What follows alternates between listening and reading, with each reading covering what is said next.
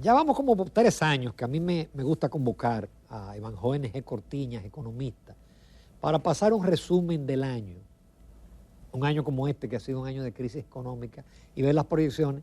Y además de que este es el último programa de diciembre, porque los siguientes programas caen el 25 y el día 1, y esos son días que el canal tiene una programación especial. Así que buenos días, Evanjo, tú cierras con broche de oro la programación de propuesta semanal de este año 2022. Pues eso es un privilegio, Sí. ¿no? Gracias por darme entonces, Ramón, esta oportunidad, que uno sirva y tal vez pueda ser útil, ¿no?, para el cierre de estos comentarios que muy juiciosamente y con mucha frecuencia ustedes hacen, y particularmente tú, en tu programa y también en el que hace diario.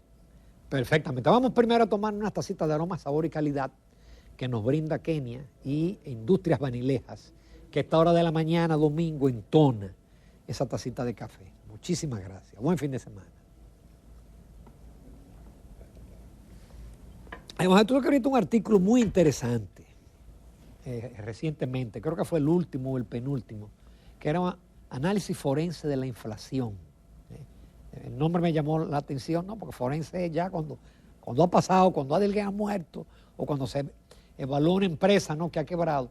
Entonces, ¿cuál fue tu planteamiento en términos de inflación? Porque el Banco Central está anunciando muy feliz que la inflación está cediendo. Bueno, y que ya vamos el año que viene camino a cumplir con el intervalo del 4 más o menos 1. Sí. Lo que quise hacer aquí fue uso de una técnica que es muy utilizada, valga la redundancia, en la auditoría. Sí, exacto. Y así se denomina auditoría forense. Y como fui Contralor de la República, algo aquilaté en el manejo y el conocimiento de la técnica, y la trasladé entonces al análisis de la inflación. Ya yo había escrito más de media docena de artículos acerca de la inflación en la República Dominicana y quise entonces enriquecer el enfoque. Y lo quise enriquecer porque quise ubicar primero de que en un proceso inflacionario como el de la República Dominicana es el hecho. Y el análisis forense parte de un hecho que sea cierto, pero que no se saben las causas que produjeron ese hecho. Y ese hecho ocurre motivado por algo, y el motivo estaba. El hecho era la inflación, el motivo era recuperar la economía cuanto antes, proveer de liquidez a la economía, darle algunas ayudas o asistencia a sectores vulnerables de la República Dominicana, y en fin, esa era parte de la motivación que tenían las autoridades que manejan la política económica. Luego de ese hecho y luego de tener los motivos, pues se produce este fenómeno que las autoridades inicialmente habían dicho que la inflación era transitoria, luego cambiaron su relato y pasaron a decir que era importada, y posteriormente es el que más han estado, digamos, promoviendo, que converge hacia la meta de inflación. Entonces yo quise analizar desde esa perspectiva de la técnica forense, ubicando quiénes son los autores del hecho. Y obviamente los actores son el ámbito fiscal y el ámbito monetario, que ambos tienen una cuota de responsabilidad. Es decir, que no todo es importado. No, naturalmente. Hay un componente importado, como lo admitimos, pero también hay elementos causales de origen nacional. En el caso de lo monetario, la expansión monetaria, que fue evidente durante el 2020, 2021 y parte del 2022, aunque empezó a ser más de carácter restrictivo.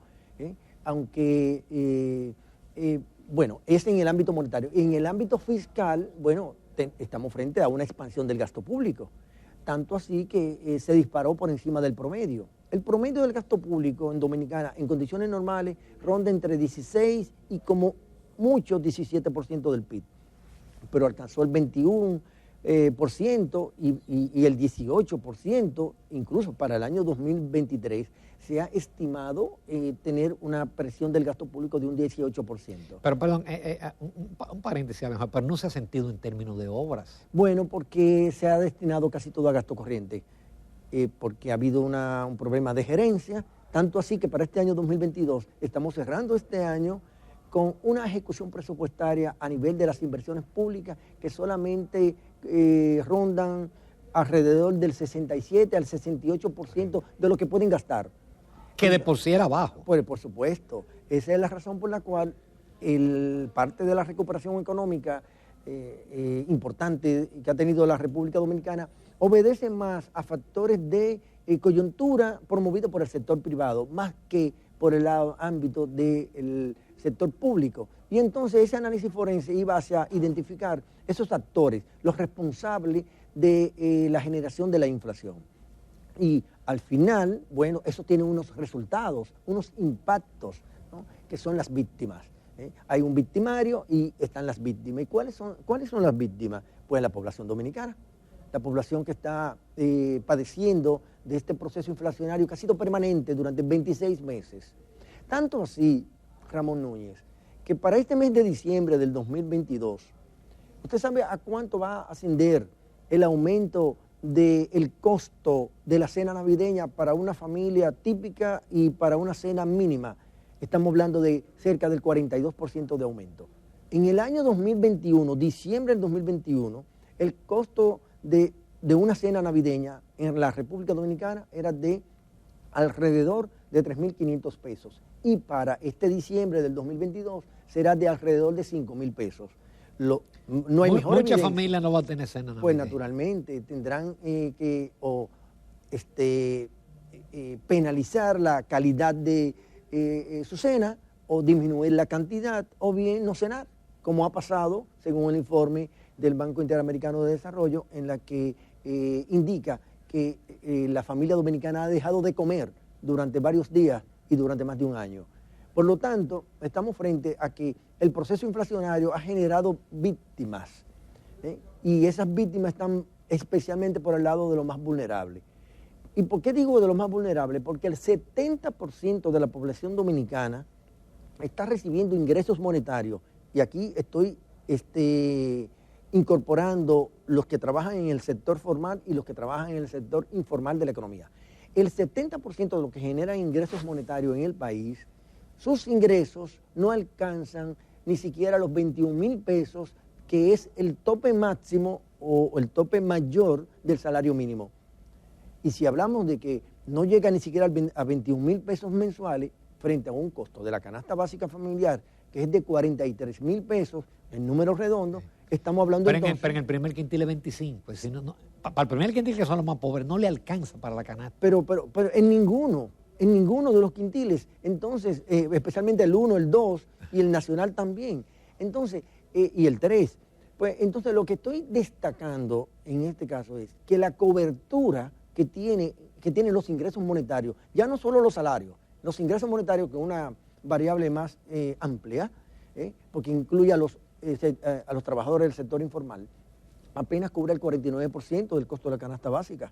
Y estamos entonces frente a un déficit por parte de la familia dominicana. Y esas son las consecuencias de un proceso inflacionario permanente que ha habido en el país desde junio del 2020 hasta noviembre del 2022. Por lo tanto, no es cierto que la inflación converge hacia el rango meta, porque ¿cuál es el rango meta, Ramón? El 4%. ¿Y en cuánto va a terminar la inflación en la República Dominicana? Va a estar próximo al 7.6%, 7.60%. Quiere decir entonces que casi duplica la meta que no fue la oposición que estableció, sino el programa monetario de las autoridades monetarias. Y entonces lo que hay que evaluar es meta versus resultados. Por eso que yo he hablado en otro artículo de las metas incumplidas, porque es que estamos frente a unas autoridades que se formulan metas, se formulan objetivos y terminan no cumpliéndolo. Exacto. Pero ¿tú crees que ha habido correspondencia lineal en el hecho de que las tasas de interés han sido aumentadas de 3 hasta 8.5%, la tasa de política monetaria? Sin embargo, la inflación no ha bajado ni 200 puntos porcentuales. Desde su pico en abril, que fue 9.5, no ha bajado 200 puntos. Mire, creo que 1.8, algo así. Aquí hay un tema que creo que es un desafío para los economistas, para nosotros los economistas. Porque ¿qué procura el aumento de la tasa de referencia, esa que usted ha dicho ahora, que es la tasa de política monetaria como se le conoce aquí en el país.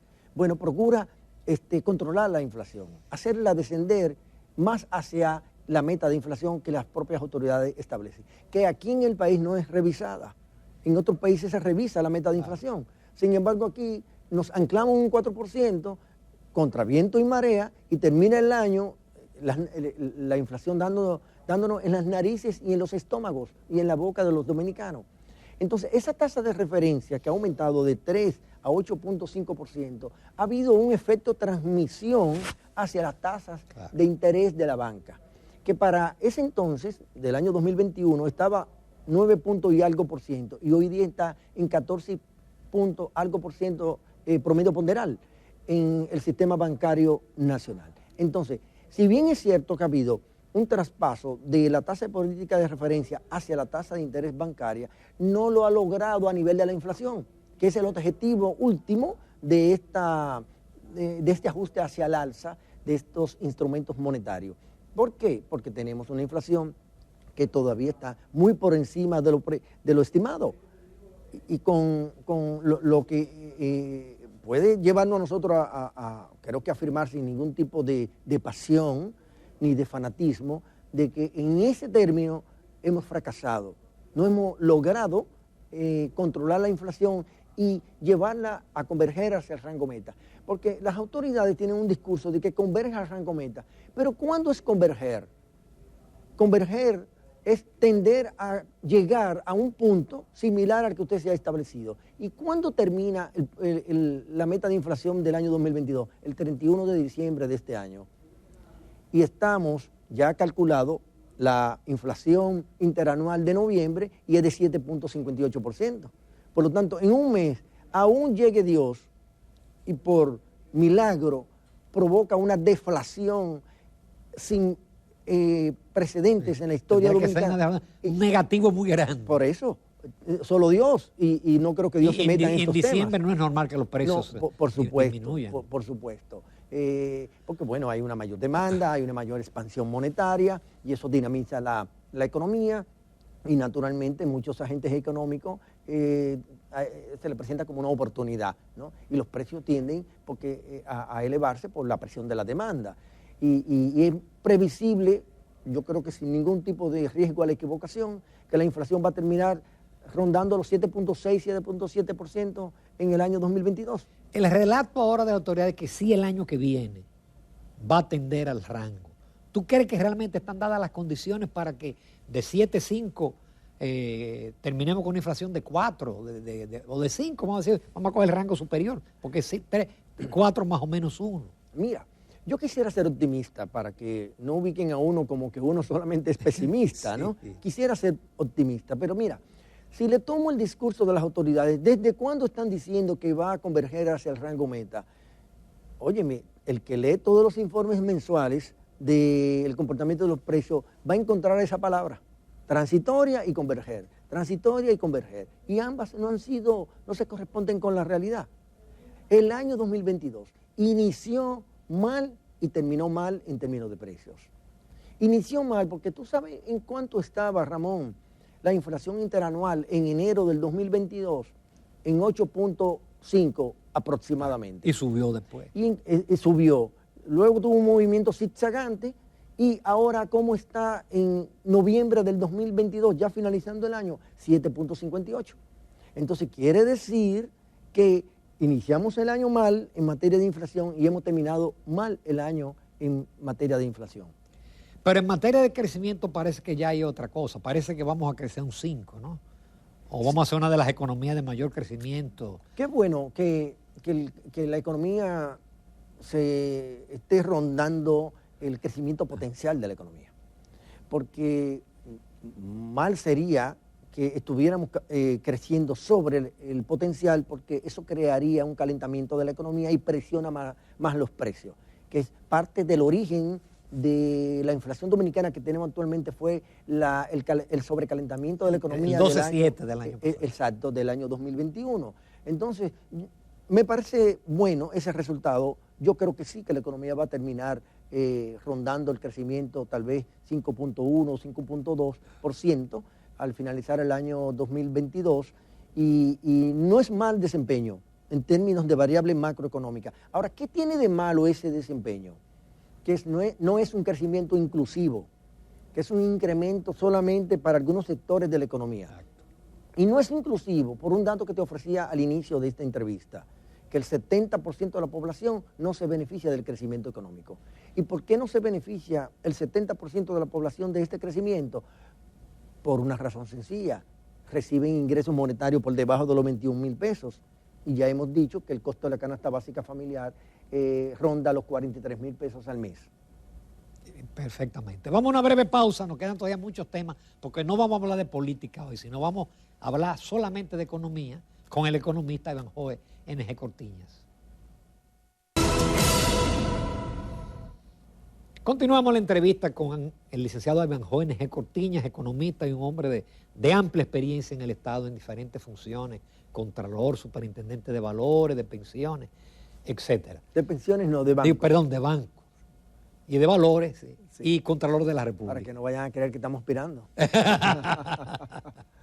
Evanjoe, los pronósticos para el año próximo de los organismos internacionales no son buenos, del Fondo Monetario, del Banco Mundial.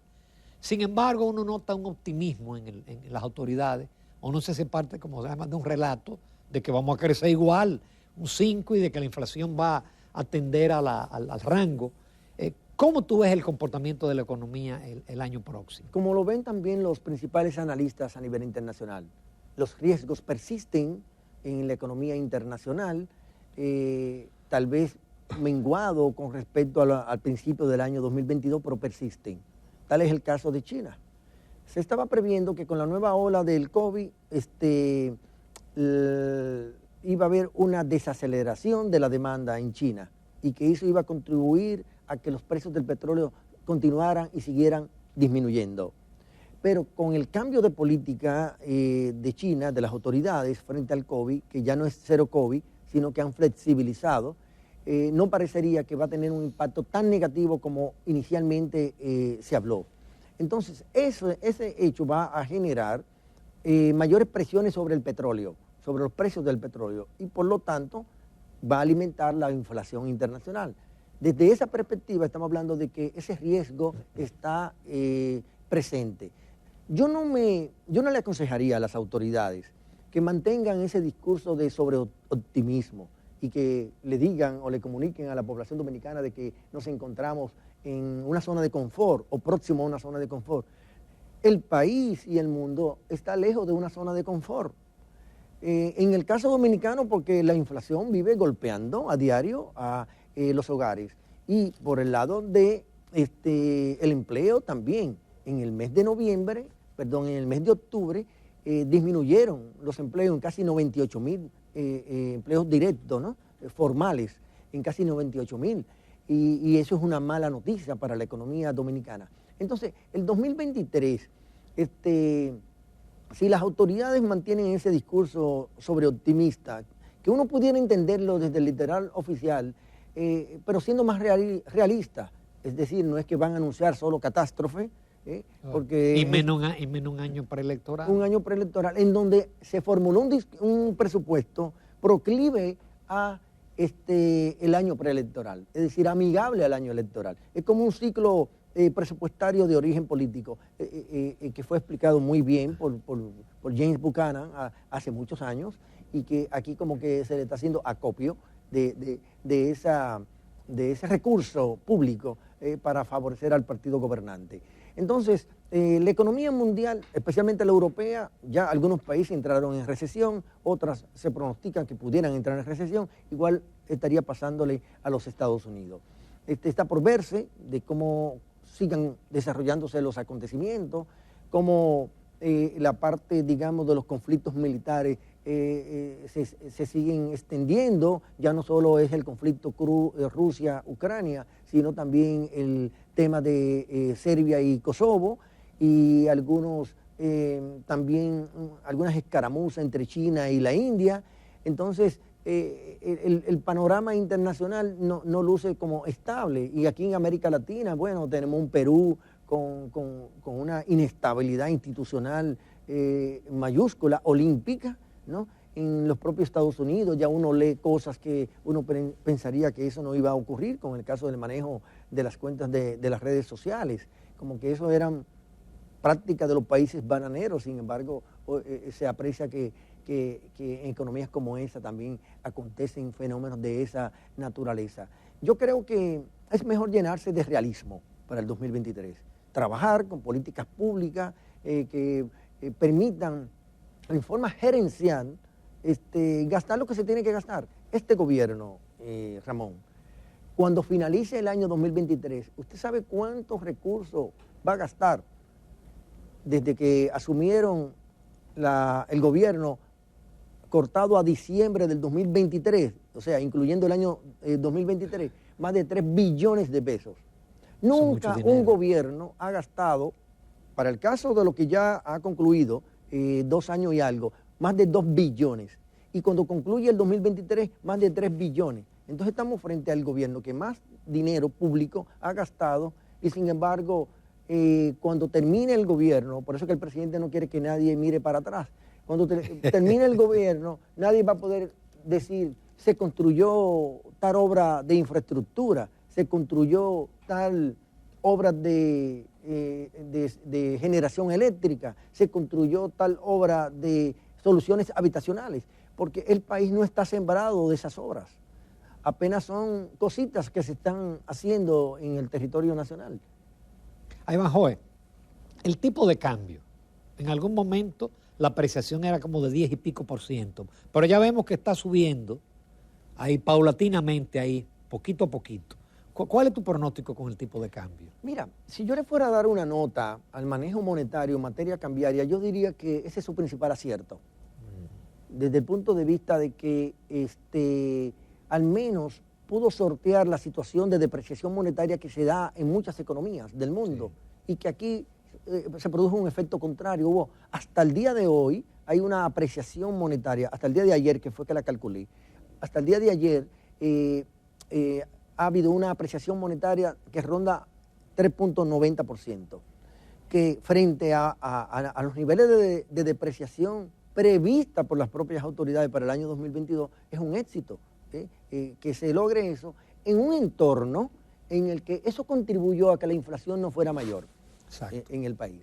Y eso es una contribución. Pero afecta a los exportadores. Naturalmente. Yo he conversado por ejemplo, con dirigentes de zona franca que dicen que su situación es apretada. No cabe duda que tiene ventajas y desventajas. Esa es una de las desventajas, ¿no? Que penaliza la competitividad del sector exportador.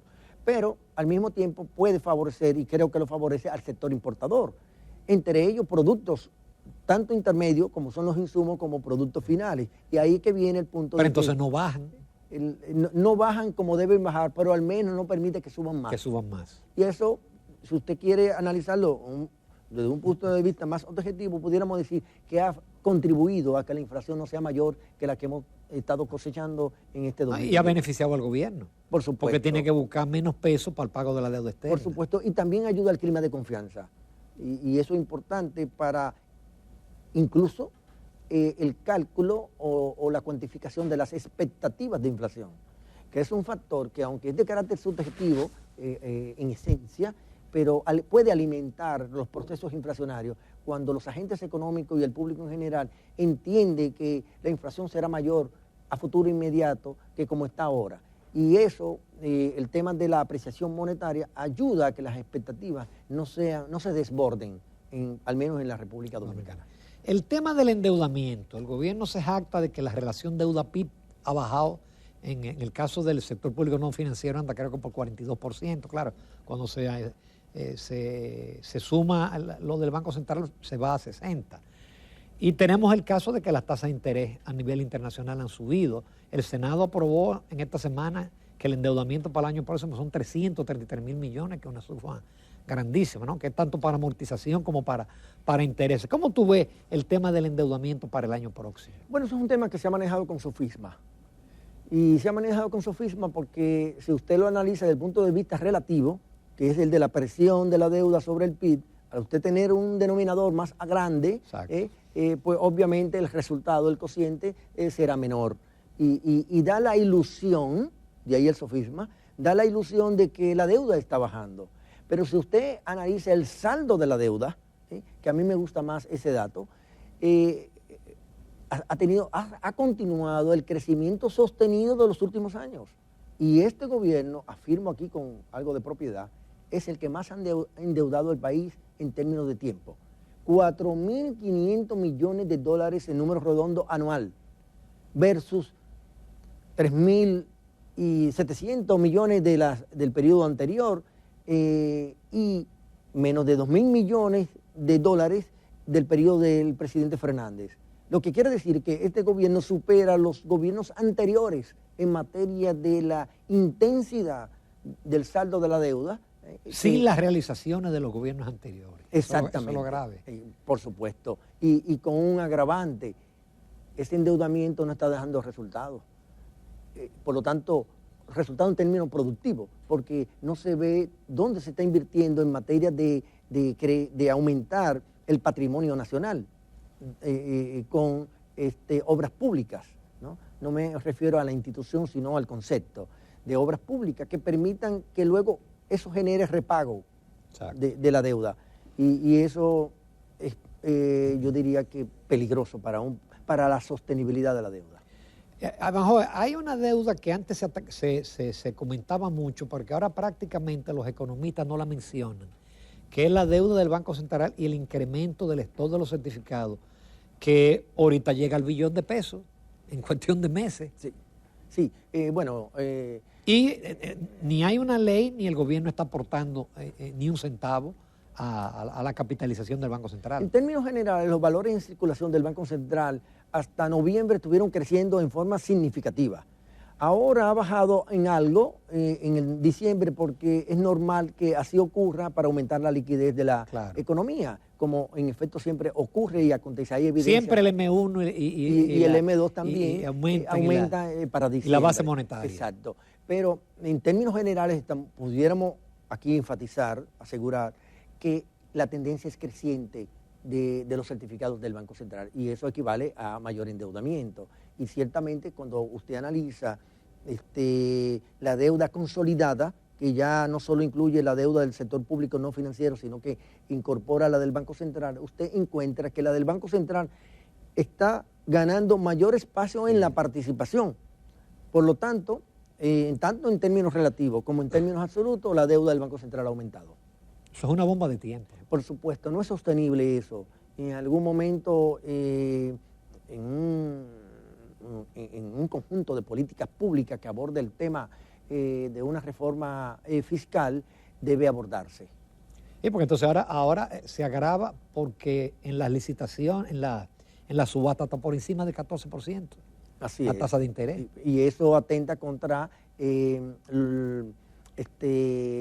salud financiera del Banco Central, porque estamos hablando que son recursos desmonetizados que salen más costosos. Exacto. Y entonces el stock sigue creciendo porque pagan esos intereses y tienen que retirar. Y cae en un círculo vicioso del endeudamiento y no virtuoso. ¿Tú crees que es inevitable para un próximo gobierno? Tiene que afrontar una reforma fiscal. Sí, y en el caso de las autoridades anteriores y esta, no han sido responsables en esa materia. Siempre en la anterior administración la fue posponiendo todos los años. Y fue una pena porque había un entorno internacional favorable. Sí, había una mayor normalidad en la economía. Luego estas autoridades, cuando eran oposición, dijeron, y está en su programa de gobierno, que iban a propiciar una reforma. Dijeron que el primer año no, bueno, pudo haberse entendido por el tema de la recuperación de la economía y los efectos del COVID. Pero luego entramos, lo que ellos mismos han catalogado, un año de normalidad. El año 2022 para ellos ha sido un año de normalidad. Y sin embargo, no promovieron la reforma fiscal. Y ahora dicen que ya no es tiempo. No, que ya porque lo asocian a lo político. Y ahí lo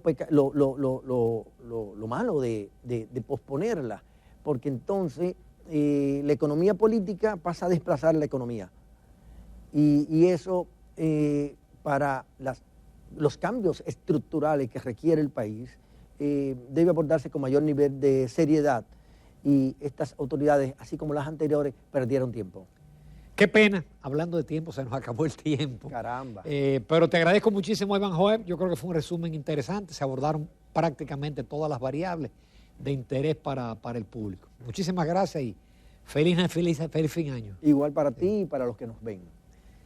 Nos vamos a comercial, amables televidentes. Continuamos en Propuesta Semanal.